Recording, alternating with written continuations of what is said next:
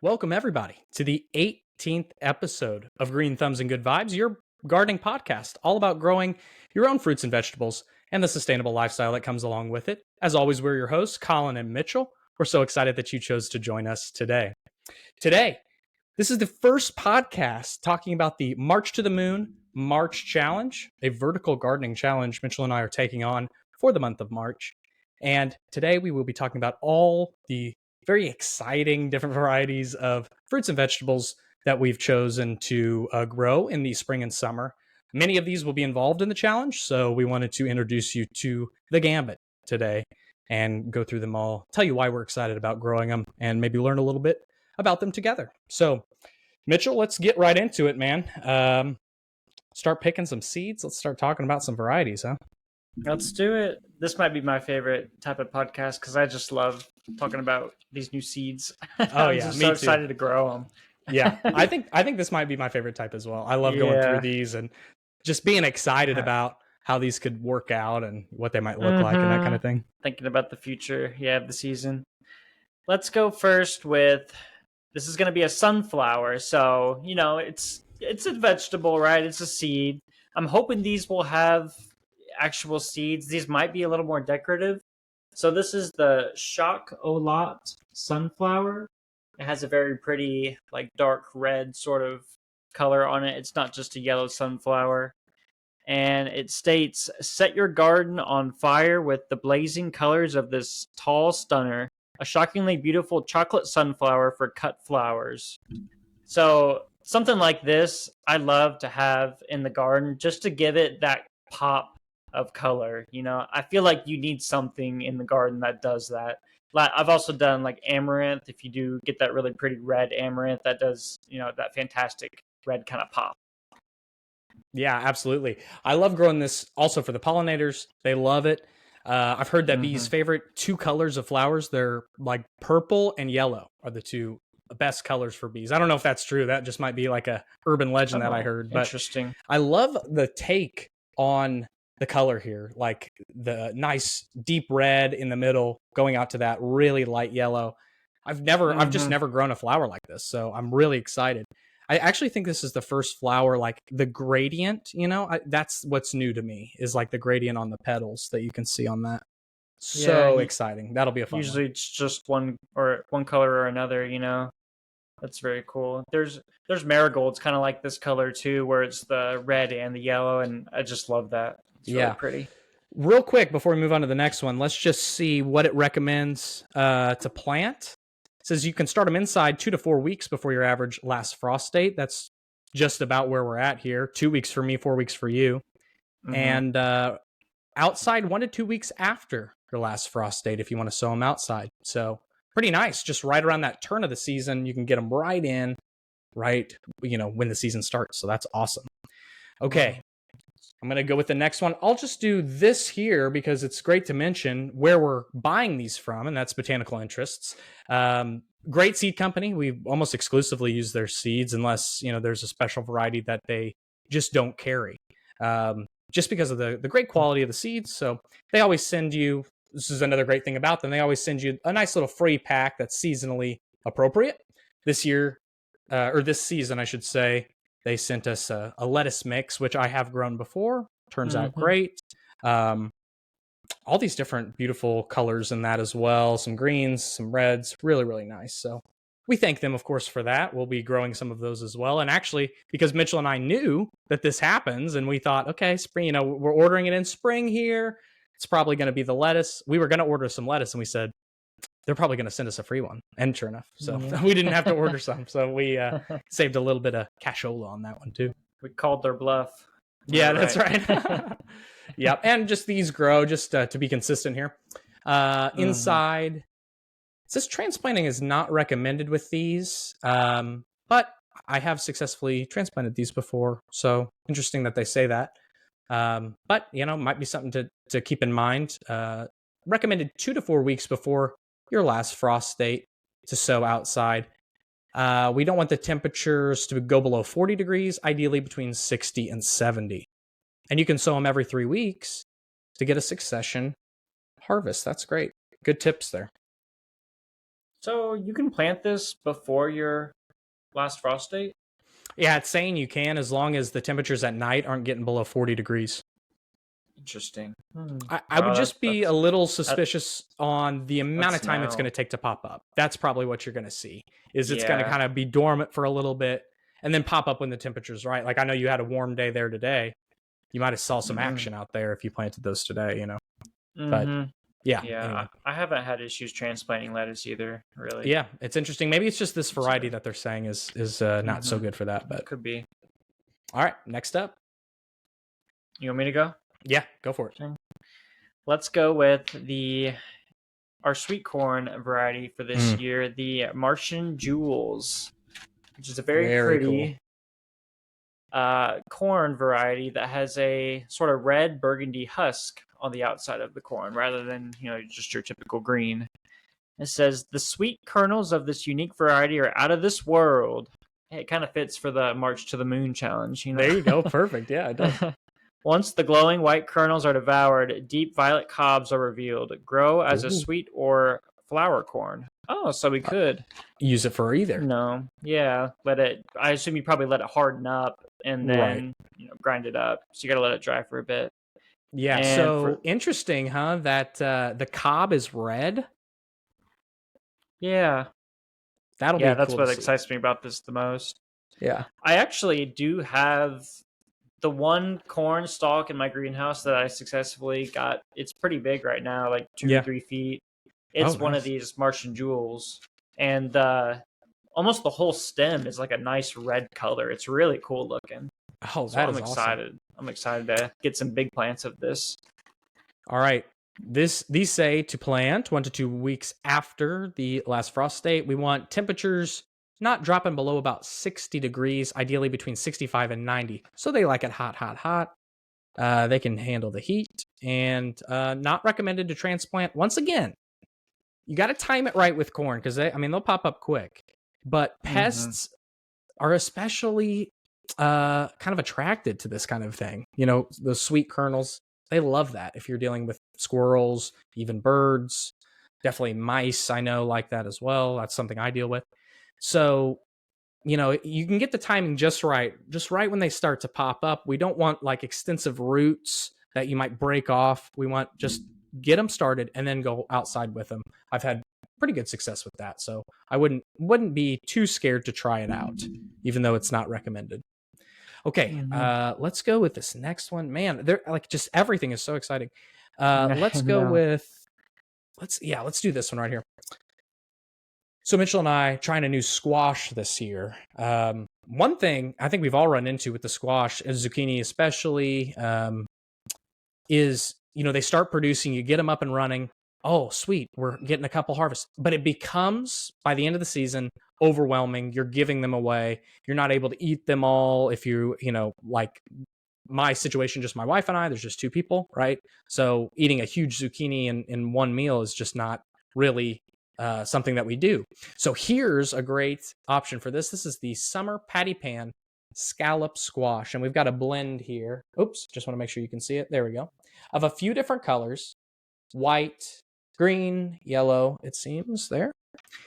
And here's what it says. It's an heirloom variety with a slightly more buttery, nutty flavor than other summer squash. These flying saucers, dude, another great kind of synchronicity maybe with the theme there, March to the Moon. That's awesome. Funny.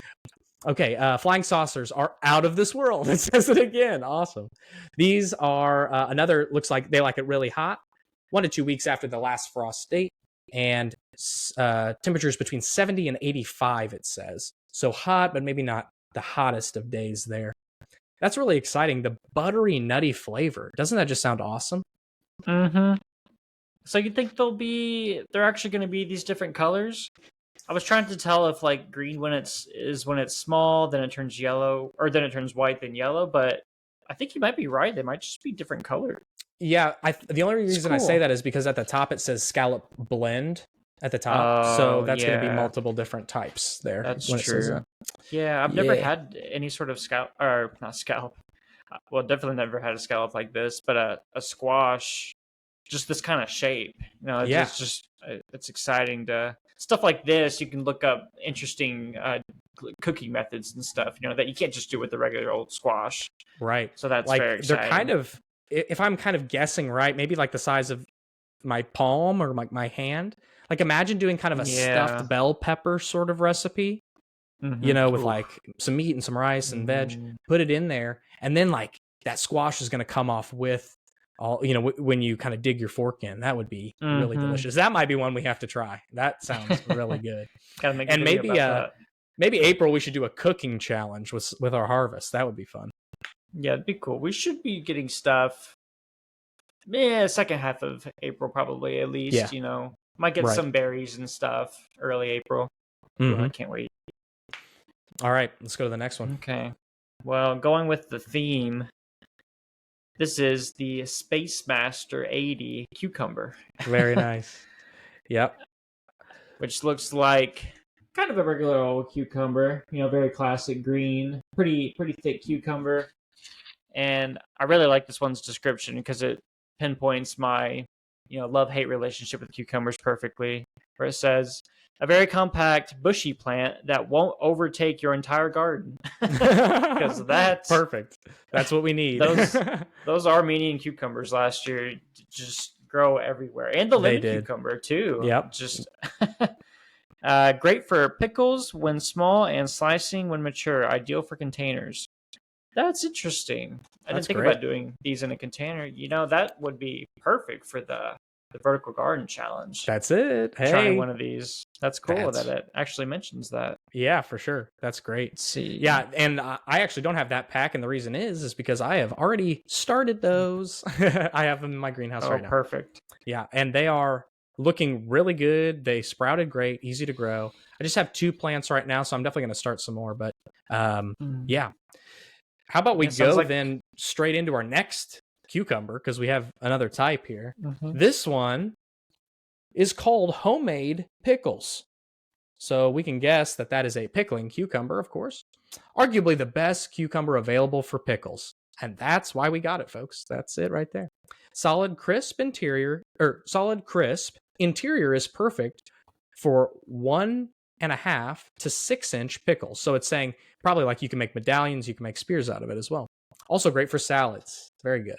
And these are going to say 1 to 2 weeks after your last frost date. We want it to not drop below 60 and ideally be between 70 and 90 degrees for those. And that's probably the same for the Space Master as well, I would guess.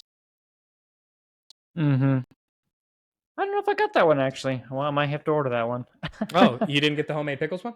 I don't think so. Yeah. I remember we talked about it. Yeah, and that sounds delicious. Why would you not want to try, making the best pickles possible?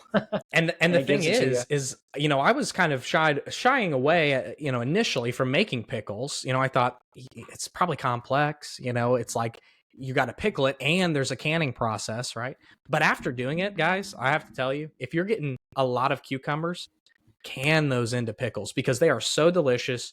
The flavor that you can impart into these is like, you can make it so unique. It's great.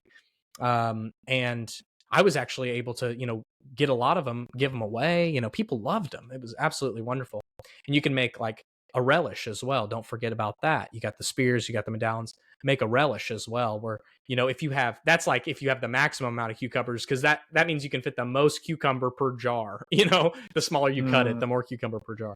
So yeah, that's definitely one I would recommend doing with whatever cucumber you're growing this year, is try to pickle them. Yeah, I don't think I've ever seen a cucumber that you can't pickle, right? I mean, for the most part, I think, some are better for it, obviously, in the way they just kind of soften up and stuff. But yeah, I think you can pickle really anything.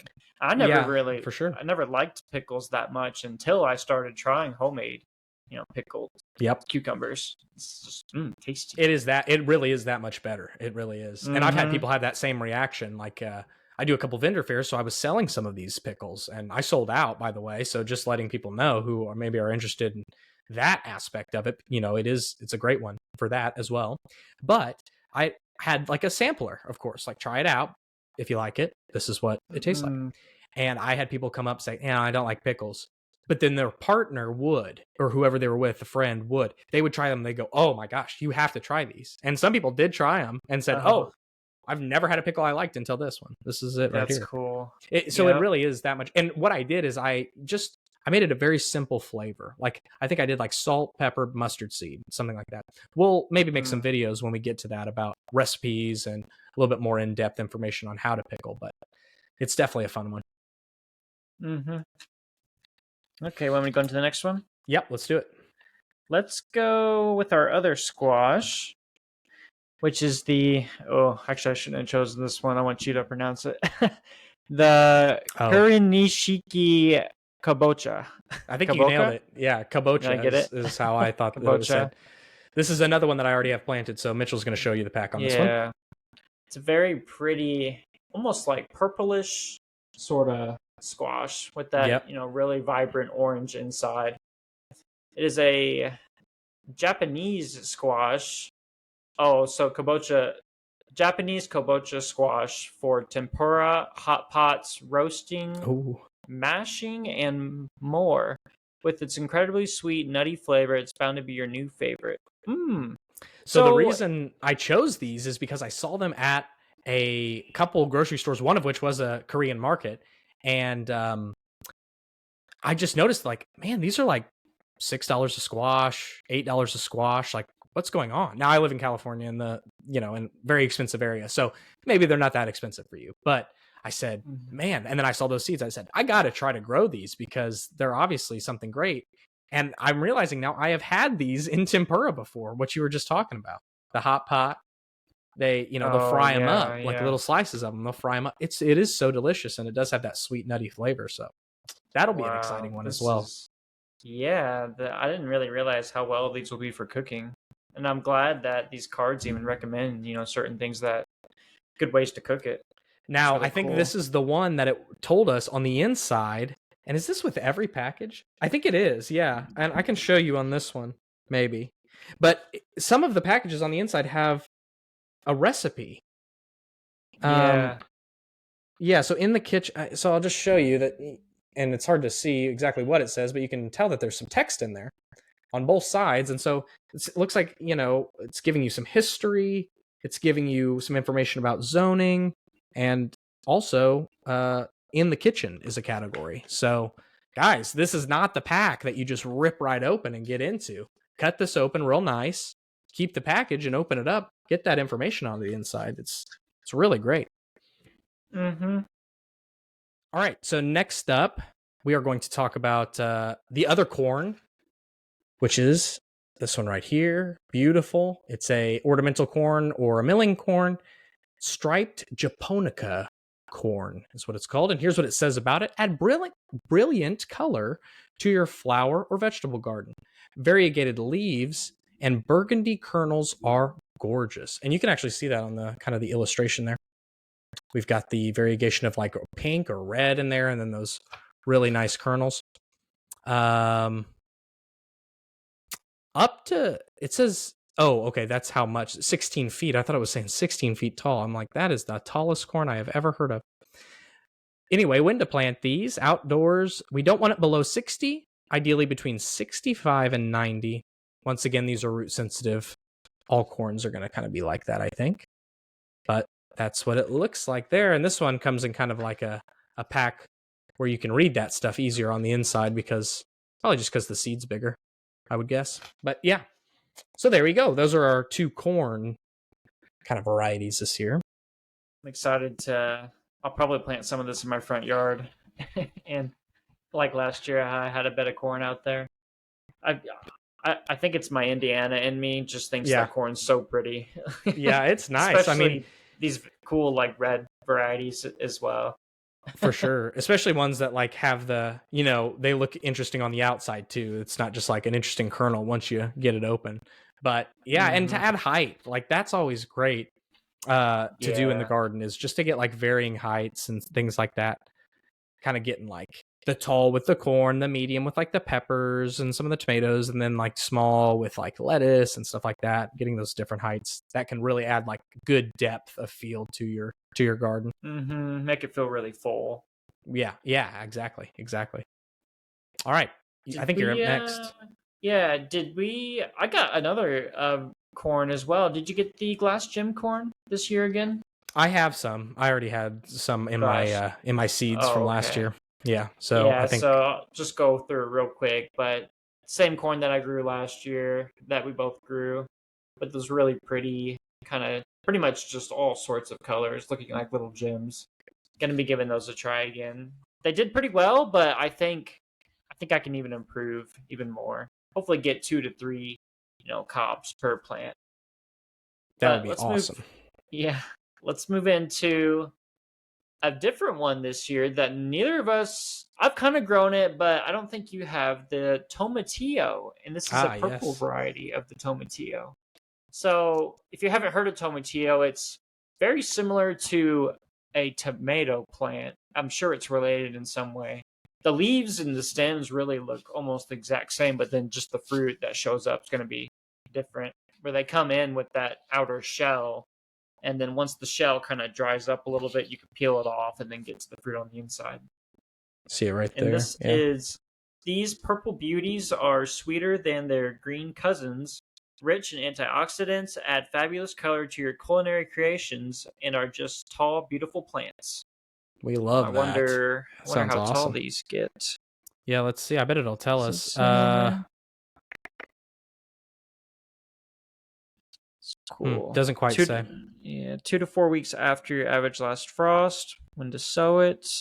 Start it 4 to 6 weeks before your average last frost indoors. Ooh, So we we're got to get behind. these in ASAP. Yeah, that's interesting. Yeah, tomatoes usually do pretty well inside, stuff like that. Yeah, for They're sure. okay in pots. I bet these get possibly like, 6 feet, like a Real tall indeterminate pole. tomato, probably. Right. Yeah, Yeah. I Real would tall say and so. determinate, probably. Yeah. That's Okay. exciting. I want to go to one that we kind of bought for the experimentation of it. So this is a Market Express turnip here, just a white turnip. And Mhm. turnips are something that we just wanted to try for sure. But on top of that, these have a really interesting thing, which we'll get to in a second. But let me just read you the description. It says, "Not your grandma's turnips." That's funny. "These crunchy roots have sweet, mild radish flavor and are especially suited for eating fresh at the baby size like an apple." So just biting right into them. So the reason that we've got these is because of how quick it says that they grow. It says that you can get 2-inch baby sized turnips, which it just suggested that's the best time to eat them, in 30 days. So these pop up like as quick or quicker than some radishes, and really interesting. And then you can grow them to full size, it says, which is 4 to 5 inches in 40 days. So that extra 10 days, you're packing on multiple inches. That's crazy. Um, and this pack says 21 feet. Okay. Recommended to plant outside 2 to 4 weeks before your last frost date. So this is great. You can plant this outside when temperatures are above 50 degrees, but it does ideally like 65 to 80. So it's basically saying succession sow these starting as early as, even before your last frost date. So very, very cool. We're excited to see those. Is it true? Are they really going to pop up that fast? Or is it going to take a little bit longer? It would be really cool if they popped up in that quick of a time. 1 month. I mean, come on. Is up from the dirt and just take a bite. Yeah. Probably wash it off first. Well, yeah. Anything that comes from the dirt, but that's cool. Huh. It says, yeah, you can successive plant every 2 weeks, That's like awesome. basically So you until just fall. have like a That would, row that you do, or 2 rows that you do every 2 weeks, and then you can just yeah, always have turnips. every, I guess, yeah, you could, yeah, pick them every 2 weeks basically and start Right. anew. You'd have to wait a month, but then you could pick them every 2 weeks. And then if you wanted to Mm-hmm. let like a certain batch, like, hey, I'll leave these for the extra 10 days, see if they get big, That'd be fun. We should do that just like that. Yeah, do that test. Yeah, that'd be Okay, fun. dedicated bed to this. So yeah, I've never grown turnips before. I'm just excited to. I don't know if I've ever even like eaten a turnip on its own. It's usually maybe in a soup or something at a restaurant, Yeah. but As a side, like, yeah, mixed in with other things, but I don't know that what they taste like just alone. But it yeah, I sounds like don't. it has a good flavor. I mean, it's Mm-hmm. a mild And radish flavor. I growing up, like radishes, so yeah, it's yeah. probably gonna be similar. All right, you're up, man. What's going on Let's next? go. We're going with the classic. The on the tomatoes, the Italian aroma tomato. Oh yeah. And if you are not growing these tomatoes, you should be, because they are fantastic. With the sauce, pasta sauce that you can make with Roman tomatoes is just off the charts. And specifically, I've kind of noticed that tomatoes, you can make, pasta sauce with all of them, and they all kind of do Right. taste fairly similar, honestly. But the reason people like Roma so much is because they have, so much flesh on the inside and not many Hmm. seeds at all. And it's just it's very, kind of full of water, and it's, almost saucy on its own just when you open it up. So it's not hollow like some tomatoes can be when you cut it into them. So it's the absolute perfect tomato for making tomato sauce. Yeah. It And you'll says, probably run into that more when you're making like a ton of tomato sauce. Like if you're, canning jar after jar after jar, you are going to notice, oh man, this has a lot of water in it, yeah. versus something like this, like you said, that's more meaty. So yeah, go ahead. Mm-hmm. It says superb Italian paste and Hmm. canning tomato. Also delicious sliced for salads and sandwiches. Heavy producer. We love to hear Ooh, that's what that. I like to hear. Heavy Yeah. producer. And we should try this as well. With my Romas last year, I was able to get a harvest, late spring, kind of early summer, and then I kept the plants alive during the summer. They didn't produce or anything. They were struggling a little bit with the heat, but then in the fall, when it cooled down a little bit, I got another production of Roma tomatoes. So That's awesome. plants, yeah, you think these are usually determinate, but they can still produce, multiple times throughout the year. I want to give that a go. Yeah, I'm really excited about these actually for kind of the opposite reason, but I mean that's great too. Like if you are short on space, something like this, you can plant. It has a determined height. It's going to produce once, and then like you said, it's probably going to be a while before it produces again. So you can, after you get those tomatoes, you can chop them down, use that bed for something else, or succession plant these, which is I think what I'm going to try. Where I grow them Mm-hmm. at the beginning as the summer is warming up. I get the harvest, I cut them down, I grow something else quick, maybe through the summer, and then once it starts cooling down, I plant them again. Mm-hmm. Yeah, that's a good idea. That's a good way to do it. Yeah, So you can kind and of use that still try to get the space. two harvests. Mm-hmm. Yeah, with the greenhouse and everything, I think you can definitely make that possible Yeah, yeah, I think it'll be as fun. well. Could help start the seeds in there. All Okay, you right. want to go on to the next one? Yeah, okay, here's one that's kind of a stunner, I think. This is the candy cane chocolate cherry sweet pepper. Look at this.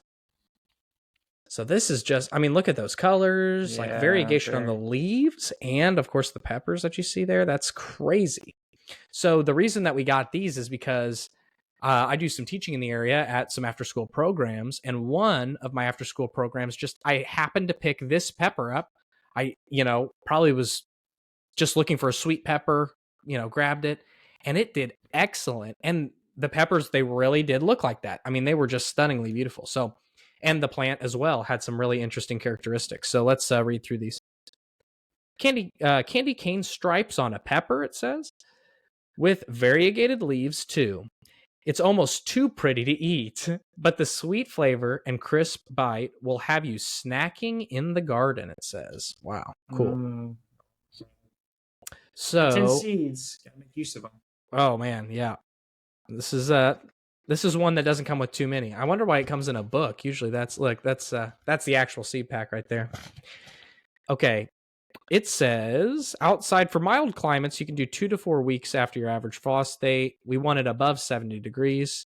It says 8 to 10 weeks before transplanting if you want to start it inside. Yeah, peppers just take a while. I mean, that's just how it goes. So, It's like ground um, vegetable. very good. Yep. So that's what that one is, guys. Really excited to grow that one. Get those peppers again. And I always love a sweet pepper that's not a bell, because that's what everyone thinks of when they think of sweet peppers, is those bell peppers. But they just don't, they're not heavy producers, right? They just don't produce that many peppers per plant. So something like this, that works out. Mhm. Yeah, that's why I like sweet banana peppers as well. Or it's Yeah. sweet, but yeah, it's not a bell. So yeah, I feel like it's just more bountiful. Yeah. Hey, can you see your camera on your end? Yeah. Okay, good. All right. Sorry, folks. Just having a few technical Good. difficulties today, Yeah, but I can't see you in here though. It just says it's me. okay, I can see me, so it'll be fine in the final Yeah. draft there. Okay. All right, So let's you're move up. on we got this is going to be another challenge for this year related to growing, and it is the pumpkin for this year, which is Oh a yeah, Big Max pumpkin. And you look at can that. see on that picture there, it is larger than children. It's pretty big. You can sit right on top of it. It says, "Grow the biggest jack-o'-lantern in your neighborhood. May reach 100 pounds." Oh, Wow, oh I my didn't even gosh! see that on there. Also Uh, good for pies and canning. So not only Imagine big, tacking you that can eat it. on. Yeah, Yeah, what pie are you using that for? You're yeah, feeding your whole city with that pie. That's crazy. yeah. Gosh, how do you go through all that? Yeah, Uh, you and hire some people or something. I don't know. and this is going to be a pumpkin where to get it that big, you can only have one, pumpkin per plant, Yeah. basically, so Yep. that it puts all its resources right into that one pumpkin. So we're gonna try that and give it a go. I might let one or two plants just grow as many as it will. Probably Right. just test it out as well, depending on how many plants we end up having. Yeah. So this one This says 2 to 4 weeks after your last frost date. We want it between 70 and 90. So it likes the heat. This one pretty does. warm, yeah. So Mm. one great thing about we order these online together, and they have reviews of all of these. So one gentleman said that he grew these with his daughters, I think, and he got a plant to produce 360-pound pumpkins. So one plant's producing 360-pound pumpkins. That is Wow. insane. So we are going to have a challenge one of these months. The challenge is going to be who can grow the biggest pumpkin, Hmm. and we got a good variety to try there. That's definitely one of the most exciting things that we bought, I think. Yeah, I don't remember this being a selection last year, maybe, but I feel like we would have snagged it. Yeah, for sure. So I'm Okay, excited for that. next I'm going to what I'm actually the very most excited about as far as which variety, and this is the jewel amethyst, like micro eggplant. Look at this. Just looks crazy. So Yeah. petite and purple, an absolute gem, a compact plant with huge harvests of tiny fruit, well suited for a container garden. Once again, we're doing the vertical gardening challenge. This is a prime candidate here. Saying to sow 2 to 4 weeks after your last frost date. We don't want it below 70, ideally between 80 and 90. And you can sow it 10 to 12 weeks before your last frost date inside and transplant outdoors. So check that out. I mean, I just can't wait. So this is one I kind of hinted at it carefully in the last podcast. I said that, there are some things that we're growing in a new way because I don't really like the classic version, and that's eggplants for me. I haven't found like a great way to cook eggplants that I am just loving every time I cook it. The skin is also tough to work with in eggplants. So that's partially on me. I'm sure that there is a recipe I've enjoyed. I've had eggplant dips and parmesans out in restaurants that I have really enjoyed, but just not something that I'm able to recreate at home. So this, I think, is like kind of a new way to look at eggplants and maybe find my love again for the eggplant. I feel like it's less intimidating when the fruit is smaller, Yeah, because a true. big eggplant, it just seems kind of intimidating Yeah. to eat. It's a And I lot love of pulling a flavor. bunch of stuff off my plants. I just love that. Like I love going Yeah. out and harvesting. Oh, I got 2 or 3 eggplants. Oh, I got 4 or 5 tomato. I love that. I mean, that's just what it's all about for me. Hmm. So yeah, Yeah, it's a little bit different when you just get like, oh, I got one big cucumber today. yeah. It's, Which is, I mean, that you'll it's find a time where nice. that's Yeah. what's going on. But yeah, exactly. Hmm. Okay. Yeah, that's definitely one of my favorites. Also, going to give a little bit of pop to the garden. With Yep, another pop of color. those Yeah. purple flowers. Yeah, and the purple fruits. Let's move on to our other lettuce that we have, the Marvel of Four Seasons, which That's one that you just have. looks. Oh, okay.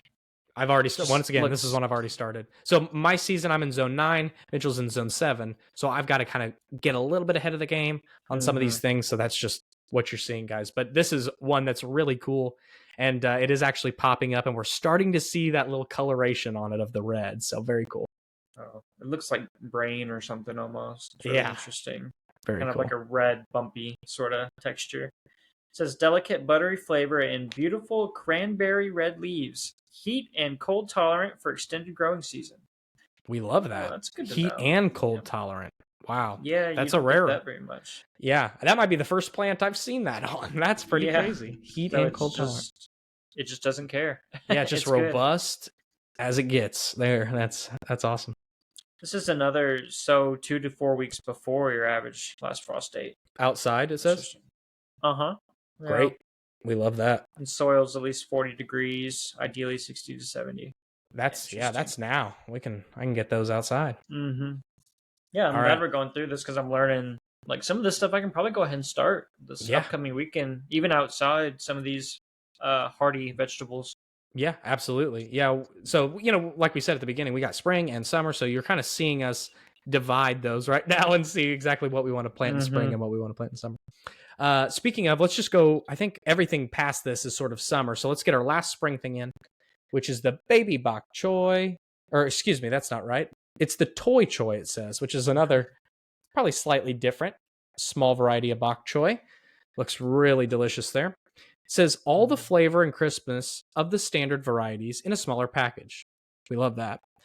Makes a beautiful single serving presentation, and it's quick to harvest. So you can see some of the advantages here, why we ordered that. Instructions are 2 to 4 weeks before your last frost date, but it does say that the soil should be at least 60 degrees. So that's probably a little bit sooner to the last frost date. Maybe like 1 to 2 weeks before. But we wanted ideally 75 to 85. So this is sort of something that grows a little bit warmer maybe than you'd think. But yeah, 75 to 85. Quick to maturity. Yeah, 30 days. This is another one that you can harvest really quickly. It says it only grows 5 inches tall. It's a miniature variety. Oh, wow. Yeah. So it's good to know that because you might be waiting then for it to get bigger. Yeah. Because like 30 days is not a usual, point of harvest there. So pretty cool. Oh, I'm excited to put a little soy sauce on this and throw it in the air fryer and get a little crisp and that. Ooh. Love that. Or like a little stir fry, put it in there like a taco, soy on top. Oh, I love it. Delish. All right, you're up. I think we just have a few more to go through here. Yeah, we're almost there. Got our last tomato that I have here is going to be the Rainbow Blend Pole Cherry Tomato. So another blend here. So this is going to be multiple different. You can see all the different colors we're going to get there. Mm-hmm. And I think on the inside it separates the different color seeds. Is that right? I could be wrong on that, but yeah, they actually dye the seeds or something. They do something to color the seeds. What it is. So that's how you can do it. When you sprinkle them out, you can kind of divide by which ones are blank. Those are probably going to be green, and then they'll be yellow and red. Looks like so. Yeah, cool. And I loved. I feel like it's a must to get just a nice cherry tomato every year. Oh yeah, you can't go wrong with that. And this is the reason we bought it, guys, is because you can see maybe here, it's probably backwards actually for you, but it says determinate and indeterminate varieties in this. So we kind of looked through what varieties are going to be in there so that we can utilize them in the best ways. But yeah, go ahead and read it, Mitchell. Yeah, it reads, a beautiful mix of cherry tomatoes in a rainbow of colors and flavors, not typically found in stores, a super value, 7 varieties in 1 packet. Wow. Yeah, and that's super cool. I mean, you're definitely getting your money's worth getting something like this. It's not like it was more expensive than any of the other seeds we got, which is really cool. Yeah, you can actually go through and read all the different types if you want. Let's see. Oh, yeah, here we go. So we got Sundrop, indeterminate, orange tomato, gold nugget, determinate, yellow tomato, chocolate cherry, indeterminate, brown tomato, sweetie, indeterminate, red tomato, green grape, determinate, green tomato. That one sounds cool. Yeah, it does. Super Snow White, indeterminate white tomato. That's Whoa, cool. white I didn't know there was a tomato. white tomato on. Me Yeah, there's not neither. one on the picture, but No. that's cool. Let's see. We got bicolor cherry, which is an Mhm. indeterminate pink and white striped tomato. Wow. Whoa, another cool one. They just got cooler, yeah, one after another. Provide So yeah, support. we're Yeah, gonna need nice. some sort of support for this. This could be a cool one for the kind of the vertical growing challenge too. Something Yeah. if we Well, want something to go up a pole, I mean, this is the perfect opportunity. yeah, absolutely. Like the Florida weave method, that Yeah. I do sometimes. That would be probably a good one. Take a few different varieties, plant them in a row, give yourself an archway over top, and then you Mm-hmm. can use the Florida weave to kind of keep those together and good airflow and everything. That's awesome. This one says mild climates only 1 to 2 weeks after your last frost date. We want the soil to be at least 60 degrees. So, yep, 1 to 2 weeks after sounds good. You can plant them 4 to 6 weeks before transplanting inside. Very nice. So we gotta do it now. Yep, absolutely. Gotta start And a mace out. this is I mean, I wonder, maybe they chose all those varieties because they do grow in pretty much the exact same conditions. I bet that's why they did that. That's true. Because it does Yeah. just give the one description of like, this is what you should do. Mm-hmm. So once we learn kind of how the seeds work at botanical interest, it'll definitely help our success rate. Yeah, for sure. Okay, All right. I've got I'll go through real quick the Thai hot Okay. pepper. You've got some Yeah. of these going, right? Right. I do. Yeah, I already grow these. Okay. Yeah, just that's the classic. I want to make some really good salsa Mm-hmm. this year through these. I'm And not I a want to big make some hot sauce. Yeah, yeah. Oh, yeah. It'd be good. I'll just go through quickly. If you love the mouth-burning excitement of spicy Thai food, this is the pepper to grow. Delicious in curries, soups, and stir-fries. Oh, yeah. The classic Thai pepper. There's the picture right there. And I've got one more. Okay. Is that what you have left? I have 2 more left. 2 more? Okay, I'll go through my last one. Okay. Which will be another pepper. This one I'm more excited about. I probably can't pronounce it. It is the Pasilla Bajeo pepper. Whoa. And it just looks intense. Super interesting. Like a deep purple, almost a black pepper. Yeah. And actually, I didn't look up. Let's see. Let's read it. I didn't really look up if it was sweet or not. We just saw the picture and got too excited. Yeah. Yeah, because it's so cool looking. Called chilaka in the fresh form and pasilla as a dried pepper, the rich, smoky, mildly spicy flavor is indispensable in mole and adobo sauces. Oh, I'd love to make a good sauce out of that. Yeah. Is mole guacamole? Is that right? Or is that something completely different? That, I mean, sounds like it, maybe. Okay, so it actually gives you a Scoville unit here. 1 to 2,000 Scovilles. Oh, that's not bad. So that's like, I think that's similar to like a very mild, like hot sauce, Yeah. The Thai hot is 50,000 to 100,000 Scovilles. So. Choo! Yeah, so Yeah. there's so the it's difference not that there. much, really. Yeah. 2 to 4 weeks after your frost date. We wanted at least 70 degrees. 8 to 10 weeks if you're starting it inside. So, man, those are going to be so cool. So I have one more, Mitchell, and I thought you had this one too, but maybe not. But we'll get you one of these if you don't. But we also are going to do a watermelon again this year. Last year we did the mountain sweet yellow watermelon, I think is what it was called. This time we're going with something a little bit different, a little bit more classic. It's just called the Sugar Baby, and it's a classic looking red watermelon there. Sugar Baby's juicy sweetness will make your mouth water for more. Few seeds, very productive plant, and it was introduced in 1959, it says. We're looking. I found it. I've got that one too. Okay, good. Yep. This plant produces an abundant crop of 7 to 10 inch, 8 to 10 pound juicy fruit with a red flesh. And we've got 14 seeds, it looks like. Recommended, or 14 mounds. I wonder what maybe that's 28 seeds or something. Recommended 1 to 2 weeks after your last frost date. We want soil temperatures between 70 and 90, so another heat lover. And says not recommended except in very short growing seasons, 2 to 4 weeks before transplanting. You can start them inside, but sensitive to disturbance. Yeah, it says 2 to 3 seeds per mound. So okay. So yeah, probably around 30 seeds or something like that. Yeah, that sounds right. And we're talking this big, right? 7 to 10. Mm-hmm. And then 8 to 10 pounds. Pretty so like decent. the size of a milk jug, maybe, or something like that. Yeah. Yeah, so we went with the kind of bigger watermelon last year. This year, doing a little of the smaller watermelon to see maybe is it a little sweeter? Is it a little more successful to grow? Because the bigger watermelons, well, really any kind of fruit that gets really big, the bugs can eventually just start to go at it. The longer it's out there growing, the more likely something's going to go wrong. So I think these are going to be really nice. That's exactly what I was going to bring up, is just when they're large, when you have to let them size up like that, that just means more time for them to get broken into or bugs get in or whatever. You got to check them daily at that point, because just like 2 days of bugs going at it could ruin the whole thing, unfortunately. You're right. It can happen so quick. So, all right, guys, we went through so many there. So I hope if you stuck around this long, man, thank you so much. How about subscribe to our channel? We got tons more of this stuff coming up. We are very excited to get into not only the March to the Moon challenge, which we have tons of great candidates. You just saw them right here for that challenge to grow.